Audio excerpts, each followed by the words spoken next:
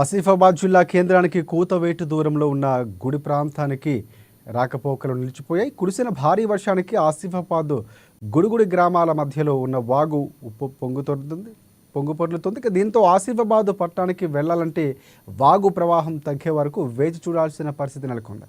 వైద్యం, ఇతర వాణిజ్య అవసరాలకు ఆసిఫాబాద్ జిల్లా కేంద్రానికి వెళ్లేందుకు వాగును దాటి వెళ్ళాలి.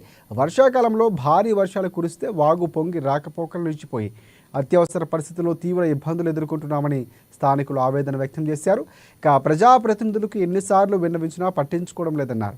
ఎన్నికల సమయంలో రాజకీయ పార్టీల నాయకులు గుడిగుడి వాగుపై వంతెన నిర్మిస్తామని కొబ్బరికాయలు కొట్టి ఎన్నో హామీలు ఇచ్చారు, కానీ హామీలు నెరవేర్చలేదంటూ అసహనం వ్యక్తం చేశారు. ఇప్పటికైనా సంబంధిత అధికారులు స్పందించి గుడిగుడి గ్రామానికి వంతెన నిర్మించాలని గ్రామస్తులు కోరుతున్నారు.